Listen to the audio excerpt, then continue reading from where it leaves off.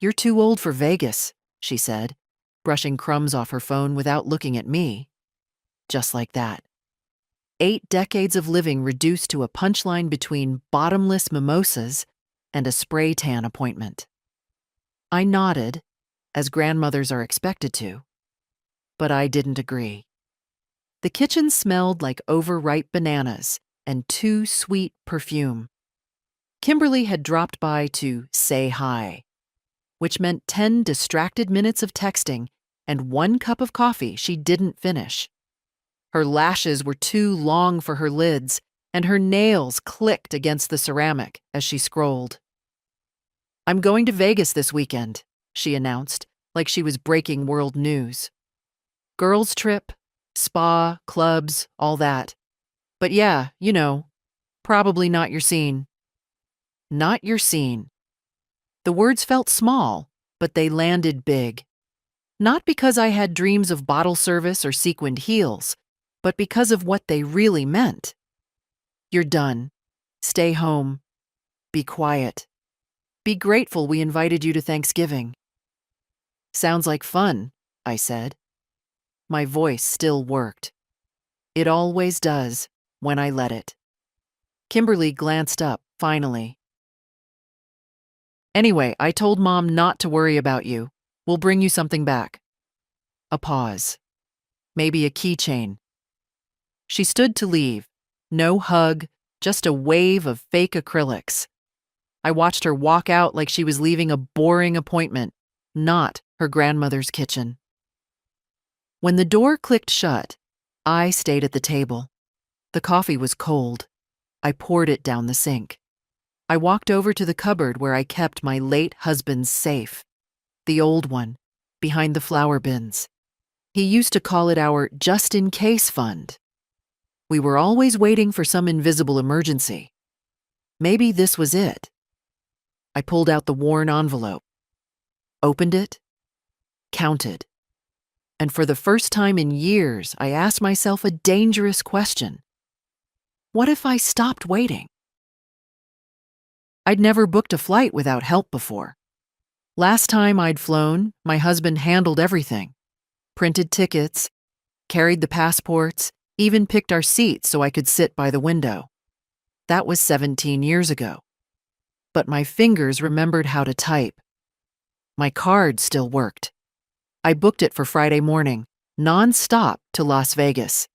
Not first class. I'm not delusional. But I did pay for a seat with legroom. The checkout page asked, "Traveling for business or pleasure?" I didn't check either. I packed 2 days early. Not just out of habit, but because I needed time to think. I laid each item on the bed like a question. Did this sweater say, "Still curious"? Did these shoes say, "Not dead yet"? I packed the navy blouse my sister always said, brought out my eyes. I packed the red scarf. James bought me the last time he remembered Valentine's Day. The night before the flight, I sat at the kitchen table with a notebook. I listed everything I wanted to do. It felt silly, like homework for a class I hadn't attended in decades. Order room service, get a manicure, sit by a pool and not apologize for my thighs, dance. The list went on. Not wild things, not young things, just mine. I didn't tell anyone I was going. I turned off my landline, left a note for the mail carrier. I even pulled the curtain shut over the dining room window so no one would see the light and think to stop by. At 6:15 the next morning, I climbed into a cab with my carry-on and a bag of almonds. The driver was a young man with a beard and sleepy eyes. He called me ma'am and asked if I'd been to Vegas before. I said, "Not in this century." At the airport, no one looked twice. I was just another traveler. Boarding pass, ID, shoes in the bin. The TSA agent barely glanced at me, and for once, that was fine. I didn't want to be seen as a grandmother, a widow, a leftover. I wanted to be a person. I sat at the gate and looked around. Everyone had somewhere to be. Everyone thought they had time. My flight boarded at 8:40. By 8:42, I was in my seat, tray table up, hands in my lap. I stared at the safety card without reading it. I wasn't nervous. I wasn't scared. I was going. Airports are strange places when you're old. Everyone assumes you're lost or waiting for someone. A woman asked if I needed help finding my gate. I told her I'd already found it, and myself too, for that matter. The flight was full. Loud girls in matching tank tops were across the aisle, already sipping from tiny liquor bottles. I didn't mind them. They reminded me of Kimberly and her friends, except these girls had the decency not to dismiss strangers outright. The plane took off with that familiar roar. My stomach lifted. My heart did too. I looked out the window as the clouds swallowed the city I'd called home for 77 years. I whispered to myself, "Let it be the last time I leave it," feeling small. 3 hours later, we landed in Las Vegas. The air hit different the moment I stepped outside, dry, sharp, and unapologetic, like a woman who'd had enough. The cab line moved fast. I gave the driver the name of a hotel I'd circled in a magazine last month under an article titled "Where to Stay for a Grown Woman's Getaway." I'd torn the page out and folded it into my purse, even then not knowing why. The hotel lobby was all glass and chrome. Young men in golf shirts and women in sparkly sandals swirled around the check-in line. I felt invisible, but I also felt calm. It's a gift, sometimes, to be overlooked. You get to observe without being interrupted. When it was my turn, the clerk didn't blink. "Welcome, Ms. Howard," he said, handing me the key. "Elevators to your left." I liked that. Ms. Howard. Not Grandma. Not Ma'am. Just the name I was born with. My room was on the 12th floor. Clean sheets. A window facing the strip. A minibar with overpriced snacks and a note that said, "Indulge yourself." I sat on the bed and just breathed. Not out of exhaustion. I wasn't tired yet. I was grounding myself, reminding my body it was still mine.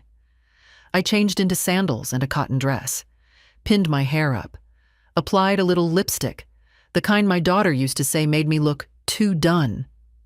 I didn't care. This wasn't for her. Outside, Vegas throbbed with energy. Lights, music, heat. Women in feathers handed out flyers. Couples laughed over slushy drinks the size of flower vases. I wandered, not with purpose, but with curiosity. I ended up at a rooftop lounge just before sunset. I ordered a drink, something with elderflower and mint. The waitress didn't ask if I meant to. She just brought it. The table beside mine held 3 women in their 60s, all with silver hair and loud laughter. One of them caught my eye and raised her glass. I raised mine back. "You here alone?" she asked. "I am," I said. She smiled wide. "Good. That means you're not waiting on anyone to ruin it." Her name was Gloria. The others were June and Marcia. They'd been friends since college. Every year they did a trip, just for the hell of it. "You should join us," Gloria said. I hesitated. Then I didn't. We talked for hours, about books, bad knees, old loves, good mistakes. I told them about Kimberly, not her name, but her voice, the one that said I didn't belong. Gloria leaned in. "Honey, Vegas isn't a place for the young, it's for the bold." It was past midnight when I got back to my room. My feet ached, my cheeks were warm from laughing. I peeled off my dress and lay back on the bed in my slip, staring at the ceiling. I thought of Kimberly, probably asleep in her matching pajamas, dreaming of nightclubs and filtered photos. And I thought, I didn't come here to be young. I came here to remember I was alive. I woke at 7:10, barefoot on crisp hotel sheets, the city already humming beyond the curtains. My back ached, but it was the good kind. The kind that comes from walking more than you should have, from sitting too long in unfamiliar chairs, from living. I made coffee in the little machine by the minibar. It tasted like cardboard and regret, but it was hot. I stood by the window in my slip and watched the strip yawn open. Street cleaners, delivery vans, women in last night's makeup. It was all beautiful. After a shower, I dressed slowly. Tan linen pants, a white blouse I hadn't worn since James's funeral. I'd kept it because it made me feel tall. Today, I wanted that. I slipped on my sandals and tied a scarf over my hair. The concierge gave me a map. I pretended not to need it, but took it anyway. "Anything you're looking for today, Ms. Howard?" he asked. He looked no older than 25. "Somewhere with shade and strong coffee," I said. He grinned. "Try Fremont Street, Old Vegas. It's got bite." He was right. Fremont was sticky and cracked, with neon that blinked like it had something to say. I passed a man dressed as Elvis who winked at me. Past a woman in her 70s who wore a bikini top and a feather boa. She looked like freedom. I found a cafe tucked between a tattoo parlor and a pawn shop. It had steel chairs and pink sugar packets. I sat outside, ordered a black coffee and a croissant, and wrote in my notebook. I wrote what I remembered. The smell of Kimberly's perfume, the click of her nails, the way she said, "too old," like it was a fact, not a choice. I underlined that phrase 5 times. A woman walked past in a wide-brimmed hat. She paused, then backed up. "Mind if I sit?" She was around my age, maybe older, with a soft Georgia accent and a face like folded linen. We talked for an hour. Her name was Laureen. She was in town for a divorce party, not hers, her granddaughter's. "I told her we'd get matching tattoos," Laureen said, sipping her iced tea. She thought I was joking. I laughed until my sides hurt. In the afternoon, I found a vintage boutique. Not one of those cutesy places with overpriced denim and ironic buttons, but a real secondhand store, full of coats that remembered stories. I bought a silk blouse the color of plums. It cost more than I planned to spend. I didn't care. By evening, I was back on the strip. The crowds were louder now, the lights braver. I stood outside the Bellagio and watched the fountains dance.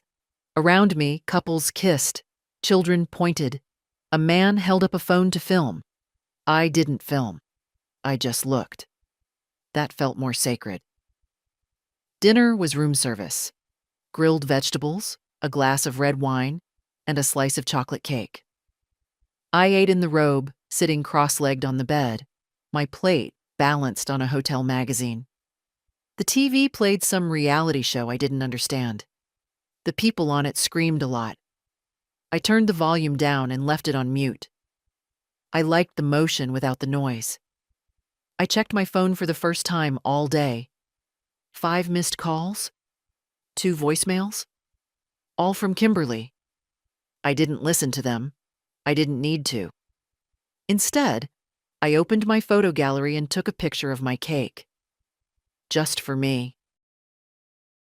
Not to post, not to prove anything, just to remember I was here, I existed. I bought dessert because I wanted to, not because anyone else wanted a bite. The 5th morning began slower, not because I was tired, but because I wasn't rushing. For decades, my days started with alarms. First for the kids, then for James's medications, then because routine had carved itself into my bones. But here, no one needed me to move faster than I wanted. I sat on the bed with my second cup of coffee and flipped through the hotel's paper directory, pretending to consider the spa menu. I wasn't sure I belonged in a place where women wrapped in white towels drank cucumber water. Then I remembered Gloria's voice from 2 nights ago. Vegas isn't for the young. It's for the bold. I called the front desk. Ms. Howard, we can fit you in for the desert renewal package at noon. Is that the one with the facial and the foot rub? It is. I'll take it. The spa was on the 17th floor. It smelled like mint and orange peels. A woman in soft sandals handed me a robe and said, "Take your time, dear." She didn't rush me, didn't look past me, didn't assume I was lost. The robe was thick and heavy. It made me feel protected, like armor, but softer. My masseuse was a tall woman named Ava. She had hands that knew grief when they found it, even in the shoulders. "Breathe," she said. "You're allowed to exhale." I did. For the first time in months, maybe years. During the facial, I almost cried. Not from pain, from kindness. From the strange intimacy of someone treating my skin like it was worthy of care, not just maintenance. Ava said nothing about wrinkles. She said, "Your skin has stories." Afterward, they gave me herbal tea and a cookie shaped like a flower. I sat in a room full of strangers in white robes and felt no shame. I looked at the women around me, young, old, loud, silent. None of them knew who I was, and none of them cared. That night, Gloria texted, "Drinks at the lounge? We're making June sing karaoke." I typed, "I'm in. Give me 20 minutes." I wore the plum blouse and my oldest black slacks, tied my hair in a loose knot, and added earrings I hadn't worn in years. Small silver hoops. James once said they made me look dangerous. I'd laughed then. Now I looked in the mirror and whispered, "Still dangerous." The lounge was dim and golden. A woman in sequins sang a slow version of "I Will Survive." Her voice cracked on the high note, and the room applauded like it was perfect. June was already tipsy when I arrived. She hugged me like we were lifelong friends. Marcia handed me a drink called the Widow's Whisper. It tasted like lime and fire. "Your turn," Gloria said, nodding toward the stage. I blinked. "No, absolutely not." "Oh, come on," June said. "What's the point of Vegas if you don't embarrass yourself a little?" I laughed, then stood. The DJ raised an eyebrow. I leaned in. "Something from the 60s. Surprise me." He picked, "These boots are made for walkin'." "Perfect," I sang. Not well. Not badly, just loud. My voice cracked. I forgot a verse. I laughed between lines, but I sang. And for 3 minutes, I wasn't someone's mother or grandmother. I wasn't too old for Vegas. I was just a woman in a plum blouse, singing in a smoky bar, surrounded by people who clapped like it mattered. When the song ended, Gloria whistled. Marcia cried. A stranger bought me a drink. I drank it slowly. Outside, the night was warm. Vegas didn't sleep, but I did, deeply, with the kind of sleep that only comes when your soul has stretched a little wider. I dreamed of waves, of fireworks, of Kimberly's face, puzzled, watching me walk past her in heels she said I'd never wear, and I smiled. The next morning, my legs ached from dancing, and my throat was rough from singing. But I felt light, as if some part of me had been unknotted in the middle of a karaoke verse. I pulled the curtains open and let the desert sun blind me a little. I wanted to feel everything. Room service brought oatmeal, toast, and grapefruit juice. I ate slowly, watching tiny people bustle on the street far below. I wondered if any of them were here for the same reason I was, to remember who they were before life took all the room. At 10, the front desk called. "Miss Howard, Someone named Kimberly has called the hotel multiple times asking to speak with you. I'm unavailable, I said. Calmly. They hesitated. Should we take a message? She already did, I answered. I'm just choosing not to read it. I hung up. My phone had been off for 3 days. I hadn't even looked at it since the chocolate cake.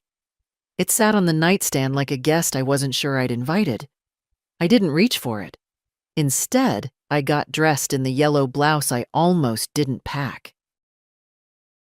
I'd told myself it was too bright for my age, that it drew attention. Now I wanted that. Let it draw. I took a cab to the Bellagio Conservatory.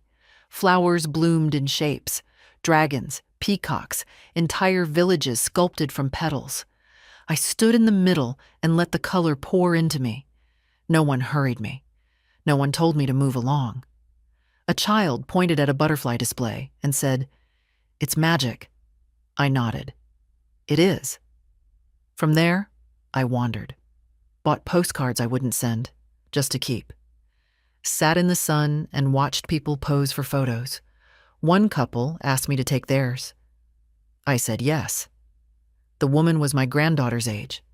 She looked at me differently, not with dismissal, but curiosity. You here alone? Yes. That's kind of badass. I smiled. So I've heard. By late afternoon, I was back in the hotel lounge, not the rooftop one. This one was darker, quieter, jazz in the background, bartender in a vest, not a t-shirt. I ordered a Manhattan and paid in cash. I sipped it like something sacred. A man 2 seats down said, "Most people your age drink wine." "Most people my age do a lot of things I don't," I replied. He nodded, said nothing more. We sat like that, 2 strangers with quiet hearts. Eventually, he tipped his glass and left. I stayed. I thought of Kimberly, of the kitchen, of the way she'd looked at me like I was already fading. She was wrong. I wasn't fading. I'd just been folded, and now I was unfolding. Later, I wandered through the casino floor, not to gamble, just to watch. I liked the noise, not for the sound, but for what it covered. A woman my age won something. Not millions, a few hundred maybe. She screamed. Her friends clapped. One of them cried. I stood near them, smiling. Then I turned away before they saw me. I passed a luxury store with glass shelves and 2 white lights, purses lined up like museum pieces. In the window was a handbag I'd once seen in a magazine, the kind Kimberly circled in catalogs, the kind I told myself no woman over 70 needed. I went inside. The salesgirl blinked. "Looking for a gift?" "Yes," I said. "For me?" She showed me options. I pointed to the one in the window. It was butter soft and the color of worn honey. "It's a classic," she said. "So am I answered. I paid without flinching, not with a credit card, with my bank card. From the account James and I had called emergency savings. This felt like one. She boxed it, wrapped it in tissue paper, handed it to me like I'd earned it. Back at the hotel, I unwrapped it slowly, held it on my lap like a sleeping animal, ran my fingers along the seams. I thought, she's going to be furious. I thought, let her be. And then I thought nothing at all, just sat there in silence, in a room that smelled faintly of roses and dust, holding something beautiful I hadn't asked permission to want. That evening, I drew a bath. Not because my back ached, though it did. Not because I was tired, though I was. I did it because I wanted to sit in warm water, with no interruptions, no expectations, and no one asking what time dinner would be ready. The tub was deep and white and quiet. I brought in my new handbag and set it on the vanity, just so I could see it. A reminder. I'd spent decades carrying utility. Tote bags full of snacks, tissues, receipts, reminders. This one was different. This one said, You can want something just because it's beautiful. When I got out, I wrapped myself in a towel and padded barefoot across the plush carpet. The silence in the room felt earned, sacred, almost. I didn't turn on the TV. I didn't open the drapes. I just let the quiet settle over me like a second skin. Then, for the first time all trip, I turned on my phone. It buzzed to life like it had been holding its breath. 12 missed calls, 8 voicemails. Kimberly, Kimberly, Kimberly. And a few from my daughter, Susan. I didn't listen yet. I scrolled the texts. Kimberly. Grandma, where are you? Kimberly. Did you seriously go to Vegas? Kimberly. Mom's freaking out. You're not answering anyone. Susan. Call me when you get this, please. Kimberly. Are you okay? Kimberly. Why are you being so dramatic? Kimberly. I checked the accounts. Did you really empty the trust? I sat very still. So that was it. I'd forgotten how tightly money ties people together. Not with love, with string. And when you cut it, they don't feel loss. They feel insulted. The trust, as she called it, was just an account. One James and I had built quietly, slowly. She was always meant to get part of it. Someday. But she'd spoken of it like it was already hers. She'd referenced it in front of friends, used the phrase "my inheritance" more than once, as if I were a bank account with a cardigan. I opened the voice messages, not out of guilt, out of curiosity. Kimberly's voice was tight, less concern, more control. Grandma, we need to talk. You can't just disappear and spend money like that. That account was meant for the future. The future. I deleted the message. Susan's voice was softer, but not kinder, just more practiced. Mom, if this is about what Kimberly said, she didn't mean it. Please call us. We're worried. They weren't worried when I was quietly fading into the wallpaper.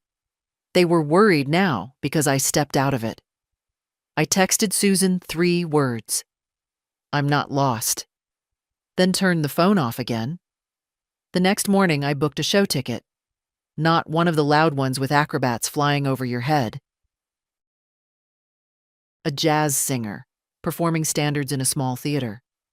I wore my black dress, the one I'd nearly left at home, thinking it looked too formal. I added a brooch, lipstick, and walked out like I belonged. Because I did. The singer was a woman around my age. Her voice had rasp and power, the kind that only comes from survival. Between songs, she told stories about husbands who drank, children who forgot to call, days when she didn't know who she was anymore. The crowd laughed and sighed, and sometimes clapped too soon. At one point, she paused and said, "You know what they don't tell you about getting older? That you don't disappear. You just stop asking permission." I closed my eyes. That line didn't feel like a lyric. It felt like permission, granted. By me, for me. After the show, I didn't go straight back. I took the long way, walked past the fountains again, watched a street performer juggle fire, bought a paper cone of roasted almonds and ate them slowly, one by one. When I reached the hotel lobby, the doorman smiled and said, "Welcome back." And I realized I didn't need anyone to say, "You're too old," ever again. Because I had just proved to myself that I wasn't. The 8th morning began with silence. Not emptiness, but ease. The kind of quiet you stop noticing because your body finally accepts it. I stretched in bed, knees stiff but forgiving, and reached for my notebook instead of my phone. I flipped back to the first page. My original list stared up at me, neat and tentative. Order room service. Get a manicure. Sit by a pool and not apologize for my thighs. Dance. Every line was crossed out. I turned to a fresh page and wrote one word in block letters: more. More than food, more than rest, more than small permissions. That's what this trip had become. It wasn't a rebellion, it was a re-entry. I dressed without thinking too hard. A soft dress, sandals, a wide-brimmed hat I'd bought from a stand outside the Mirage. $5 and worth every cent. I looked in the mirror and saw someone I hadn't seen in decades, the version of me that used to dream, not defer. At breakfast, I sat outside. There was a breeze. The server poured my coffee and asked, "Are you celebrating something?" I paused. "Yes," I said. "Me." Afterward, I walked. No destination, just steps. Past couples with matching backpacks, past women in business heels and teenage girls with tangled earbuds. Nobody looked twice, and yet somehow I felt seen. Eventually, I found myself in front of a gallery.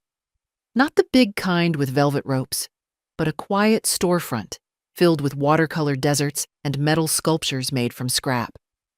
A handwritten sign said, "Local women over 60. First show." I went in. The space smelled like dust and citrus. A woman with white braids stood near a painting of a dusty road. "That one's mine," she said. "Painted it after my divorce." He took the house.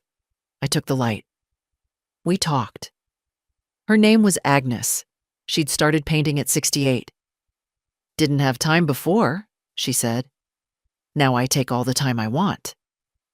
I bought a postcard print of her work, not because I needed art, but because I wanted to remember her story and the way she stood, proud and unhurried.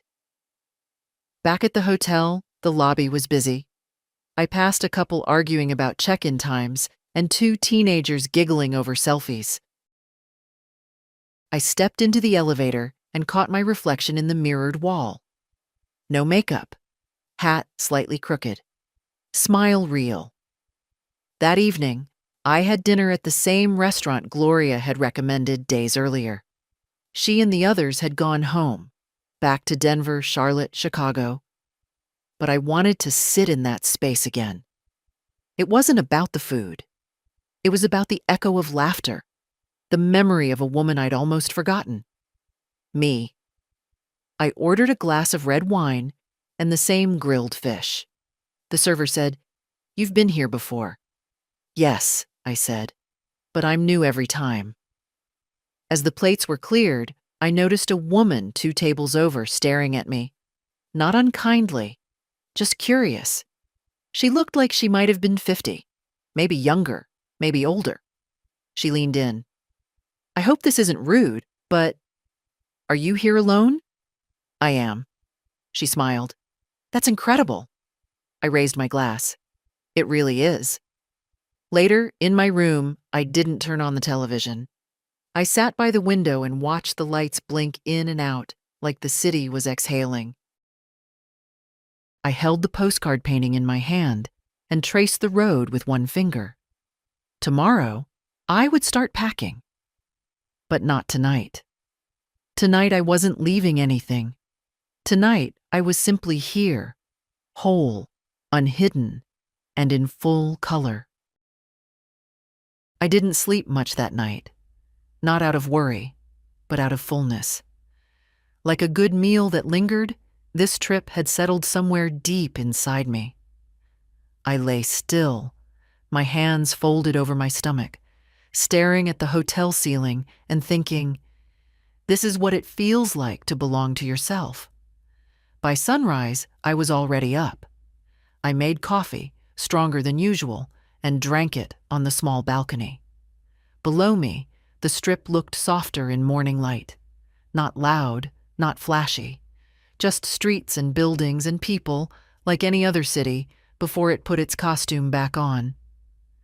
I dressed in the same linen pants I'd worn the day I arrived. They felt looser now, but maybe that was just me, taking up space differently. I packed slowly, folding each item with care. Not because I was sad to leave, but because I finally understood what I was bringing home. Not just clothes, not just receipts or souvenirs, but proof. Proof that I was still capable of joy, of choice, of more. When I zipped the suitcase closed, I glanced at the safe where my new handbag rested. I hadn't even used it yet. I didn't need to. Just knowing it was mine had been enough. At checkout, the clerk smiled politely. "Did you enjoy your stay, Ms. Howard?" "I reclaimed it," I said. He blinked. "Excuse me?" "My stay. I reclaimed it." He nodded, not understanding. That was fine. Not everything needs to be explained. The taxi to the airport was quiet. I didn't speak. The driver didn't ask questions. I liked that. Let the city go on without me. I'd taken what I needed. At the airport, I checked in and made my way to the gate. No one offered to help me with my bag. No one assumed I was fragile. I carried it myself because I could. I boarded early, not because of age, but because I chose the upgrade. Extra space, window seat, quiet row. Not luxury, just comfort, finally allowed. As the plane rose, I looked out the window. Vegas shrank below me, not as a place I was leaving, but as one I had conquered. I opened my notebook and wrote on a fresh page, "Be alone without being lonely. Spend the money, dance with strangers, ignore the guilt. Come back," I underlined that last one. I wasn't done with this city. Or with myself. The woman next to me glanced over. "Going home?" she asked. "Not exactly," I said. She smiled, not pressing. I liked her for that. When the plane landed, my phone came alive again. Kimberly. Susan. A flurry of messages and calls. The tone had changed. Susan. "Mom, please call. We're not mad, we're just confused." Kimberly. "Grandma, this isn't how we do things. You scared everyone." Kimberly. "What about the money?" I powered it off. I wasn't ready to share this version of myself with people who only wanted the old one, the quiet one, the giving one, the woman who waited. I would talk to them, but not yet. At home, the house was exactly as I left it. Still, dim, predictable, but I wasn't. I unpacked slowly, placing the handbag on the table like a guest. I brewed tea. Not because I had to, because I wanted to. Then I sat in my chair by the window and looked out at my quiet street, my soft lawn, the hedge I hadn't trimmed in months. I didn't feel old, I felt finished, with apologizing. I didn't open the curtains the next morning. I let the light filter in through the narrow gap, soft and silver, brushing over the carpet like it was asking permission. I sipped my tea, not out of habit, but because I wanted to taste something quiet. The house was still, but it didn't feel like a prison anymore. It felt like a space I'd chosen to return to. I moved through it differently now. Slower, straighter. Like someone who'd finally remembered her own name. By noon, I was dressed. Same black slacks. A blouse I hadn't worn in years, crisp white with pearl buttons. I ran a comb through my hair and added a dab of perfume. Not because anyone was coming, because I was here. And that was enough.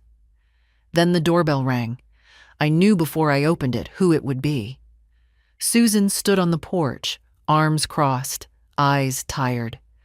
Kimberly stood just behind her, shifting her weight from foot to foot, like she had somewhere better to be. "Mom," Susan began, "we've been trying to call." "I know." "We were worried," she said, then glanced at Kimberly. "Really worried." I stepped aside. "You want to come in?" They nodded. Kimberly didn't look at me. She looked around the house like it was unfamiliar. I wondered when she'd last really seen it. They sat at the table. I didn't offer coffee. I didn't ask what they needed. I waited. It was Susan who finally spoke. We don't understand. You left without telling anyone. You spent so much money. You ignored every message. That's not like you. I smiled. You're right, it's not like me. Kimberly frowned. Then why? I looked at her. Really looked. 26 years old. Perfect nails, perfect teeth. Always planning ahead, always measuring. She looked afraid in a way she couldn't name, like someone who'd realized they'd built a life on the assumption that someone else would always wait. You told me I was too old for Vegas, I said. She blinked. I didn't mean it like, you did, I said softly. And it doesn't matter, because it was the truth, as you saw it. I heard it, and I decided you were wrong. Susan leaned forward. Mom, if this is about money, we can— It's not about money, I interrupted. It's about everything that comes before it. The way I'm spoken to, the way I'm dismissed, the way I've been treated like a placeholder in my own life. Kimberly opened her mouth, closed it again. I've given, I said, and I've waited. For birthdays, for invitations, for someone to ask what I wanted. Not once have I been asked what I still dream of. I'm 77, and you think that means I'm done. But I'm not. They were silent. It wasn't shock. It was recognition. Somewhere in them, they knew I was right. I went to Vegas because I wanted to feel something again. And I did. I felt joy. Freedom. I danced. I laughed. I met women who don't apologize for taking up space. Susan looked at the table. Kimberly looked at me. And yes, I added, I spent money. My money. Money that was always talked about as if it had someone else's name on it. But it doesn't. It has mine. Kimberly's voice came small. You spent the inheritance? I met her gaze. No, dear. I lived it. They didn't speak after that. There was nothing left to say. When they stood to leave, Susan turned to me and whispered, I'm sorry, Mom. I nodded. Kimberly paused. Are we okay? I don't know, I said honestly. But I am. She looked like she didn't understand, but wanted to. They left quietly. I returned to my seat by the window. Outside, a neighbor's wind chime clinked against the breeze. Inside, I breathed. Not with regret, but with relief. The next morning, I did something I hadn't done in over 40 years. I took myself to breakfast.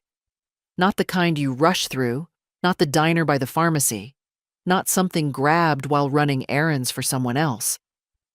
I dressed in soft blue and pearls, left my phone in the bedroom, and walked 3 blocks to the cafe I used to pass and always say, maybe next week.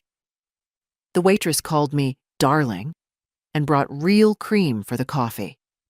I sat by the window and ordered the French toast, the kind that comes with whipped butter and too much syrup.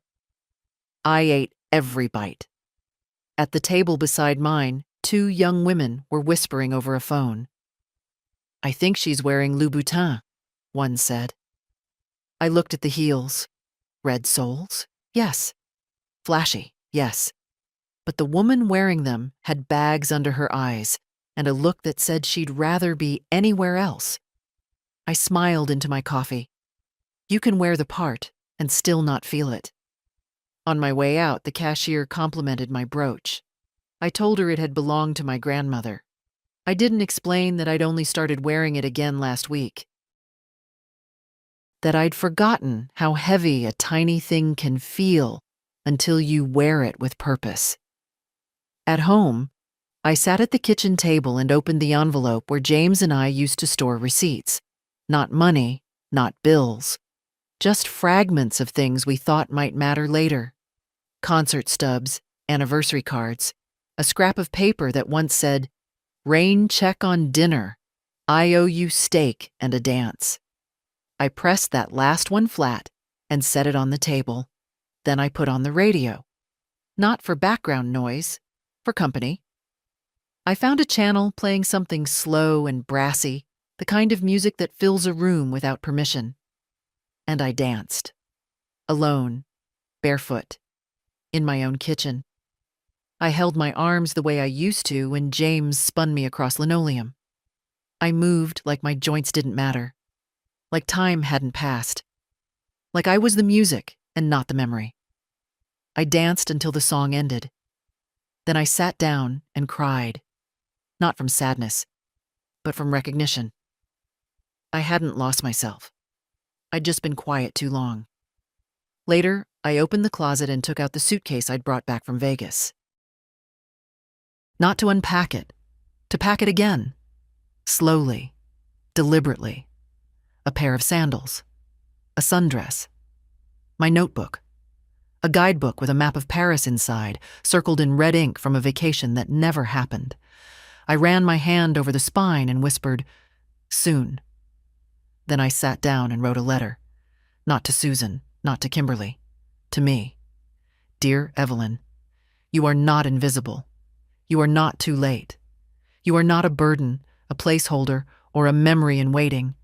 You are still becoming. And you have permission. I signed it. Folded it. Placed it in the drawer with my passport. Then I made dinner. For one. Steak and potatoes like he owed me. And after I ate, I danced again. Because it was Tuesday. Because I was home. Because I could. It rained the following Thursday. Not a storm. Just that quiet kind of drizzle that makes the pavement smell like wet stone and memory. I opened the windows anyway. Let the breeze creep in and cool the corners of the house that had gone stale with silence. The rain made everything feel softer. Even me. I made soup. Not because anyone was sick or visiting, but because I wanted the scent to fill the kitchen. Carrots, thyme, garlic. Things that needed time, patience, heat. I stirred slowly, one hand on my hip, the other guiding the wooden spoon. I didn't rush. I let it simmer, like I had. The doorbell rang around noon. I wiped my hands on a towel and opened it to find a delivery man holding a parcel. "Evelyn Howard?" he asked. "Yes." He handed me a padded envelope. Small, nondescript. No note. Just my name in neat print. Inside was a keychain. Silver. Shaped like a tiny Las Vegas sign. Cheap. Probably from an airport souvenir shop. No note, no explanation. But I knew. I held it in my palm and felt the weight of it. Not much. Just enough to stir a memory. "We'll bring you something back," Kimberly had said. Maybe it was an apology. Maybe it was sarcasm. Maybe it was guilt, shaped like a trinket. I didn't care. I placed it gently in the drawer beside my brooch and didn't think about it again. That afternoon, I sat down with James's old financial folder, the one he used to keep under the bed in a locked tin box. I had the key now. Had always had it, but rarely opened it since he passed. Inside were documents, statements, one last handwritten note from him. Just a list of numbers and a sentence. "In case you need it, it's yours. Do what you want." I stared at that line for a long time. For years, I had treated that money like it belonged to someone else. Kimberly, Susan, the family. But it didn't. It belonged to the woman he married, the woman he trusted, the woman he knew might someday need not just funds, but freedom. I closed the folder and placed it on the table, poured myself a glass of iced tea, sat in the same chair I'd occupied for birthdays, holiday dinners, and quiet weekday breakfasts. Only now, I sat differently, not waiting, not wishing, deciding. By evening, the rain had cleared. The streets were damp and shimmery under the glow of porch lights and puddle reflections. I put on a light jacket and went for a walk. No destination, just steps, just breath. I passed the bookstore where I used to buy novels I never finished. I passed the pharmacy where everyone knew my name and always assumed I needed help. I passed the park bench James and I used to sit on when we couldn't afford restaurants but still wanted air. And then I passed the travel agency. It was still there. How, I didn't know. People book online now, but the window was full of posters. Italy, Morocco, Canada, Greece, and Paris. The Eiffel Tower at dusk. Lights glowing, sky pink, like a soft bruise. I stepped inside. The bell above the door jingled. A woman in her 50s looked up from behind the desk and smiled. Not surprised. Not salesy, just kind. Looking for something? She asked. Yes, I said. Time. She tilted her head, thoughtful. Well, we sell the closest thing to it. I sat down. We talked. I didn't book the trip that day, not yet, but I asked questions, got details, held a brochure in my hand, and imagined holding a croissant in the other. It wasn't fantasy. It was planning. That night, back home, I laid the brochure next to my plate. I ate soup and read about Montmartre, about markets and music and balconies with iron railings, about women who wear scarves not for fashion, but for warmth. After dinner, I sat in my bedroom and pulled out James's list again. Do what you want. I whispered it aloud, and in that moment, I knew I would. Not just Paris. Anything. Anything that felt like mine. Because I hadn't lost time. I had simply paused. And now, I was pressing play. The next morning, I took the brochure and placed it on the kitchen counter where the bills usually lived. It deserved a better place.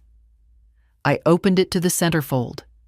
A photo of a narrow Parisian street, cobblestones wet from rain, cafe chairs turned inward like they were waiting for someone to return. I stared at it while I poured my coffee. I didn't feel afraid. I felt calm, like when you finally leave a job you've outgrown or throw away a dress that never fit right in the first place. I called the travel agency just after 9. I'm ready, I said. She remembered me. Her name was Joan. She asked if I wanted a package or to build the trip myself. Myself, I said. I want to choose. And I did. I picked the small hotel, not the tourist one. I added a walking tour of gardens. A cooking class. I upgraded the seat on the plane again, just like I had for Vegas. Not first class. Just a little room to stretch. A little room to breathe. When I hung up, I felt something shift in my chest. Not panic. Possibility. Then I opened the other folder. The one with my will, the house deed, the financial records. I spent the next hour sorting, making new copies, adding handwritten notes in the margins. I wasn't being morbid. I was being thorough. All my life, I had been told to plan for after. I was finally planning for now. I folded everything into a new envelope and wrote 3 words on the front. Handled. Go live. At lunch, I made a salad and opened the window. The air smelled like spring dirt and neighbors' lilacs. I thought about James again, not with sadness, but with understanding. He'd known. He'd always known that one day I'd have to live without him, and that when I did, it should be real living. I touched the edge of his last list. I added a line of my own underneath, and when you do, don't apologize. In the afternoon, I drove to the mall. I hadn't done that in years, not because I couldn't, but because I convinced myself I had no reason to.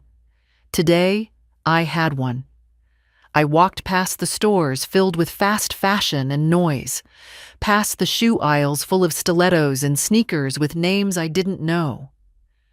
I stopped at a boutique near the far end.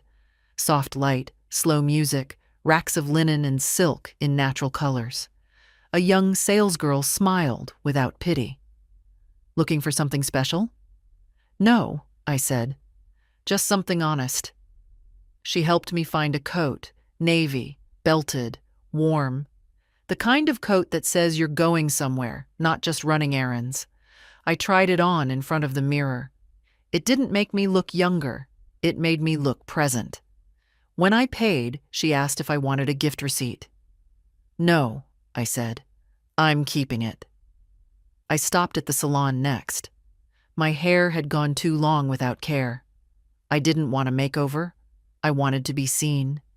The stylist was a man in his 30s with kind eyes. He washed my hair like it mattered, cut it like he was sculpting, and blew it dry into soft waves. He didn't talk much. I liked that. When he spun the chair around, I stared for a moment too long. Not because it was unfamiliar, but because it was exactly right. At home, I stood in the doorway with my new coat still on. The house looked the same, but I didn't. And that changed everything. I made tea and sat in the garden. The daffodils were coming up, little yellow mouths peeking through tired earth. I thought of the first spring after James died, how I'd pulled the curtains shut and told the flowers, not this year. This year they bloomed anyway, just like me. When the sun started to drop, I went inside and packed again. Not the whole suitcase, just a start. A notebook, a scarf, the postcard painting from Agnes, and James's note. I placed them in the bag gently. Then I sat at the kitchen table and lit a candle. Not for remembrance, for anticipation. Paris was 3 weeks away, but I had already arrived. The days leading up to Paris felt like something sacred, not rushed, not loud, just quiet preparation, like the slow tying of a ribbon or the last deep breath before stepping into a pool. I didn't tell anyone the exact date of my departure, not out of secrecy, out of peace. The suitcase sat by the door, half-packed. Every day I added something. A pair of shoes I could walk in without pain. A book of poetry I used to love. A compact umbrella. My notebook. The handbag from Vegas. One morning, I added a photo. Not of James. Not of Susan or Kimberly. Just a snapshot of me, taken by Gloria on that last night in the lounge. Mid-laugh, face flushed, eyes alive. I didn't know she'd taken it until she texted it weeks later with a message that read, "You look like you just met yourself again." I printed it and tucked it between 2 pages of my journal. One afternoon, Susan called. I answered. There was a long pause before she spoke. "How are you, Mom?" "I'm well," I said. "I saw your travel post. You're really going to Paris?" "I am." Another pause. "That's brave. It's overdue. She exhaled. "I want you to know I didn't mean to make you feel erased." "I know," I said. "I guess I thought you were settled, safe, predictable." "I was," I replied. "But safety isn't the same as living." She didn't argue. Then, softer. "Is there anything you need?" "No," I said gently. "But thank you." She didn't say she was proud. That would have felt forced. But before we hung up, she said, "Send pictures?" "I will." Kimberly texted 2 days later, a single message. "I've been thinking about everything. I hope Paris is wonderful." I didn't reply. Not yet. Some things don't require a ribbon, just time. That week, I walked through the neighborhood each morning. Same streets, different rhythm. I noticed things I hadn't seen in years. A crooked fence with ivy, a yellow mailbox painted with cartoon bees, a neighbor's toddler trying to balance on one foot. Each step was quiet proof. I'm still here. One evening, I made myself dinner. Nothing fancy, just roasted chicken and greens. I lit a candle, poured a glass of wine, and sat at the table in my good sweater. For dessert, I took a slice of cake from the freezer, saved from some forgotten celebration. I ate it slowly, smiling, because this was the celebration. That night, I wrote letters. Not goodbye letters, invitation letters. To Gloria, thanking her for her laughter and her bravery. To Agnes, letting her know her postcard hangs by my bed. To myself, again. A second letter, shorter this time. Dear Evelyn, you didn't fade. You opened. Keep going. More is waiting. And you're ready. I placed it on top of the first letter in the drawer beside my passport. The night before my flight, I stood in the doorway of my bedroom and looked around. The same walls, the same lamp, the same quilt James had picked out with me 25 years ago. But I didn't feel trapped. I felt returned. To myself. To possibility. To the version of me that had waited patiently all these years for the door to unlock. And now, I was stepping through. The morning of my departure, the world was quiet. That rare, velvet kind of silence that wraps around you when something is about to begin. I didn't rush. I showered, dressed, and made myself breakfast. Toast, tea, and one perfect clementine. I ate standing by the window, watching the sky turn from ink to ash to light. The suitcase was packed. The taxi was scheduled. There was nothing left to double-check. I walked through the house slowly, not like a farewell, but like a nod. To the sofa that had cradled so many quiet evenings. To the kitchen chair where I'd once cried over bills and boiled water anyway. To the mirror in the hall that had watched me go gray. Not all at once, but gently, like snowfall. I paused by James's photo, not to say goodbye, just to let him know. I'm going, I said aloud. You were right. I needed this. And then, quieter. Thank you. The cab arrived on time. The driver was a young woman with braids and a denim jacket. She loaded my bag with care, then looked at me and said, Paris, huh? Yes, she grinned. That's pretty damn cool. I didn't answer. I just smiled, deep and sure.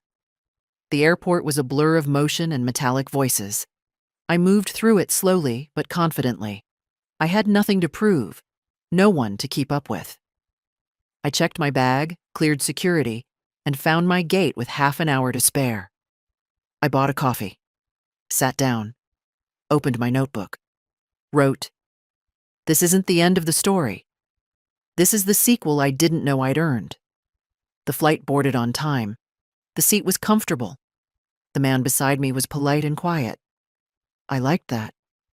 We lifted off just as the afternoon sun warmed the wing. I watched the land disappear beneath us and whispered, Let me land different. We touched down in Paris as the sky turned gold. The airport was busy but not frantic. I moved through it like someone who had done this before, because in a way, I had. Vegas had been the test flight. This was the journey. A driver met me at the gate with my name on a sign. Madame Howard, he said, tipping his cap. I nearly laughed at the formality of it, but it felt right. He drove me through narrow streets that glowed under street lamps and early evening hush. I saw the Seine flash between buildings, the spires of churches, the blur of bicycles and cafe tables and linen curtains. The hotel was small, just as I'd chosen. Ivy-covered, quiet, dignified. The clerk spoke soft English and handed me a key with a real brass tag. Bienvenue, she said. In the room, I opened the window. The street below bustled with soft noise, clinking glasses, low laughter, the hum of mopeds. I didn't unpack. I didn't turn on the television. I stood there, hands on the sill, and let the air in. I didn't take a picture. Some things you don't need to capture. Some things you just keep. That night, I walked. Down one street. Then another. I found a bakery still open and bought a tart wrapped in wax paper. I ate it with my hands while sitting on a bench near a square full of music and strangers. No one looked at me twice, and I had never felt so seen. The next day, I visited a market, bought cheese I couldn't pronounce, and a baguette I broke with my fingers. I spoke slow, terrible French, and no one laughed. A woman with a green scarf complimented my brooch. I thanked her, said it was from home. She nodded like she understood, and every day after that, I woke early, dressed slowly, and walked without purpose. Some days I visited museums. Others I just sat in parks, watching old men play cards and young women drink wine in the sun. I wrote. I ate. I listened. I became. And one evening, my last, I sat on the steps of Sacré-Cœur with a bottle of water and my notebook. The city sprawled below me like a secret I had finally been trusted with. I wrote one final letter. To Kimberly. Dear Kimberly, you said I was too old for Vegas. You were right.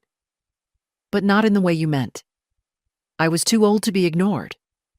Too old to be dismissed. Too old to keep waiting for permission. So I went. I lived. I chose. And you will too, someday. I hope you do it sooner. Love, Grandma. I folded it. Left it in my notebook. Not to send, just to know it had been said. On the flight home, I didn't sleep. I watched the sun rise again over the wing. Same sky, different woman. When I landed, the customs agent looked at my passport and smiled. Welcome back. And I said, thank you. But what I meant was, I never left myself behind again. If this story made you feel something, if it reminded you of your mother or grandmother or the quiet parts of yourself, share it. Tell someone. Start your own trip. And remember, you are never too old to return to yourself.